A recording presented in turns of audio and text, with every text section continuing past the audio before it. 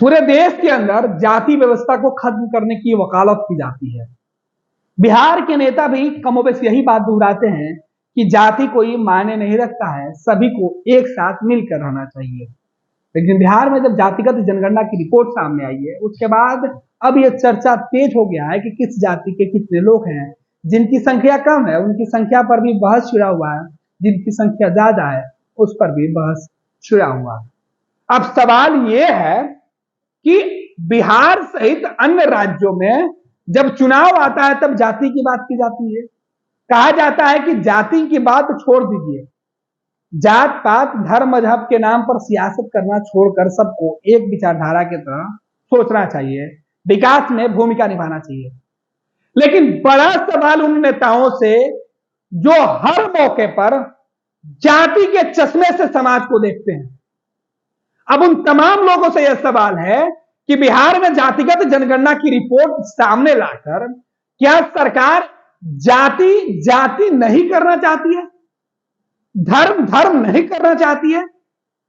क्या इस जातिगत आंकड़ा से, जातीय जनगणना की जो आंकड़े से जारी किए गए हैं, इससे बिहार में और जाति जाति नहीं होगी और जातियों का वर्चस्व नहीं बढ़ेगा, जातीय हिंसा नहीं होगी, जाति के जो लोग होंगे वो दूसरे जाति के लोगों से नहीं टकराएंगे, उनके बीच घमासान नहीं मचेगा?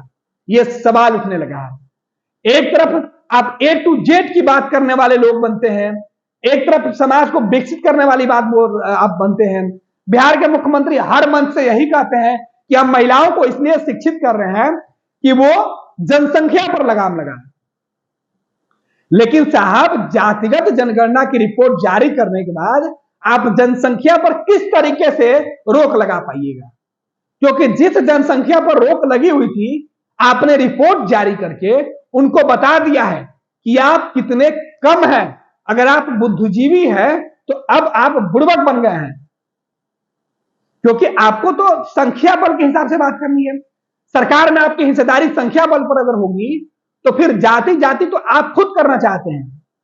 अब यह बड़ा सवाल है कि क्या A to Z के दावा करने वाले लोग, सभी जाति सभी धर्म को मानने वाले का दावा करने वाले लोग क्यों जातियों को बढ़ावा दे रहे हैं? आखिर इस जातिगत जनगणना की रिपोर्ट क्यों लाई गई है? क्या बिहार को जाति प्रथा से ऊपर नहीं उठाया जा सकता है? बिहार को जाति के चश्मा से देखे बगैर विकास नहीं किया जा सकता है? बिहार में रहने वाले लोगों का विकास तब भी संभव है जब वो किसी ना किसी जाति से ताल्लुक रखेंगे और उस जाति के लिबादे को ओढ़कर ही आगे बढ़ेंगे। बिना जाति के लिबादे के वो आगे नहीं बढ़ पाएंगे। सरकार की मंशा तो यही है। सरकार चाहती है कि बिहार में जो जाति के लोग हैं वो जाति जाति करते रहे, जो पिछड़ा है वो पिछड़ा बन के रहे, जो अगड़ी जाति के लोग हैं वो अगड़ी जाति के बन के रहे। ना अगड़े और पिछड़े की लड़ाई खत्म करने की बात की जा रही है और ना ही जाति वाले चश्मा को बदलने की बात कही जा रही है। यहां तो जाति के चश्मे भी और लगाए जा रहे हैं, उसके लेंस बदले जा रहे हैं। चश्मे पर जो शीशे लगे हुए हैं उस चश्मे के धूल साफ किए जा रहे हैं, जाति को देखने के लिए, जाति को परखने के लिए। और बात किया जाता है समाज को जाति से ऊपर उठाने की। क्या ऐसी रिपोर्ट जारी करके लालू यादव, तेजस्वी यादव, नीतीश कुमार, सम्राट चौधरी, नरेंद्र मोदी, अमित शाह, देश भर के नेता जिनका ताल्लुक बिहार से होता है, वो जाति के चश्मे से बिहार को कैसे आगे ले जाएंगे? बिहार का जो भविष्य है वो बिना जाति का कब दिखेगा? क्यों बिहार के तमाम चुनाव जातियों के इर्द गिर्द बुने जाते हैं? या जब भी चुनाव का वक्त होता है जातियों का मुद्दा इस तरीके से सामने आता है? तो क्या बिहार या बिहार की तरक्की बिना जाति व्यवस्था या बिना जाति की बात किए हुए नहीं हो सकती? जातिगत जनगणना की रिपोर्ट जारी करके नीतीश कुमार और तेजस्वी यादव की सरकार ने अपनी मंशा साफ कर दिया है। जो लोग इस जनगणना की रिपोर्ट सामने आने के बाद सवाल उठा रहे हैं उनसे भी यही सवाल है कि आखिर जातिगत मुद्दे पर क्यों बहस हो रही है? क्या इस मुद्दे पर बहस करना चाहिए, या जिनकी संख्या कम है या जिनकी संख्या ज्यादा है उस पर बहस करके जनसंख्या पर रोक लगाना चाहिए, या फिर जाति करके जाति जाति की बात करके जनसंख्या बढ़ाने की बात करना चाहिए। नीतीश कुमार जी से सीधा सवाल है कि क्या जाति व्यवस्था की रिपोर्ट जारी करके किसी भी जाति की जनसंख्या कम की जा सकती है? तेजस्वी यादव से सवाल है कि क्या किसी भी जाति की जनसंख्या ज्यादा बताकर उस जाति के लोगों को ज्यादा हिस्सेदारी या उनके भविष्य को बेहतर बनाया जा सकता है? अगर यही होता तो जो जिस जाति के जिस धर्म के लोग ज्यादा हैं उस जाति उस धर्म के लोग सबसे ज्यादा जो है संपन्न होते, क्या वो हैं? चुनिंदा परिवारों को छोड़ दे तो मुसलमानों की आबादी 17% है। क्या सभी मुसलमान संपन्न हैं? सभी मुसलमान खुश हैं? यादवों की आबादी 14%। क्या सभी यादव संपन्न हैं? सभी यादव पूरी तरीके से खुश हैं? किसी के यहां गरीबी नहीं है, किसी के यहां फटहाली नहीं है, कोई मजबूर नहीं है, सभी संपन्न है लालू परिवार की तरह।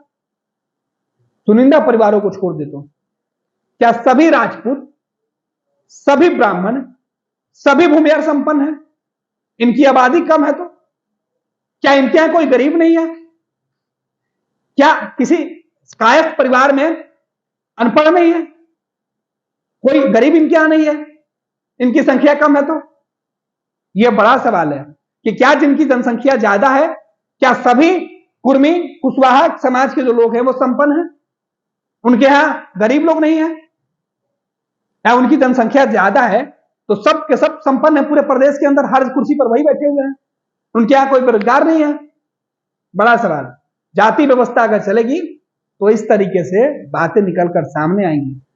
जाति व्यवस्था को खत्म करना है, जनसंख्या को रोकने की बात करनी है तो पहले जाति के चश्मे को बदलना होगा, तभी संभव है।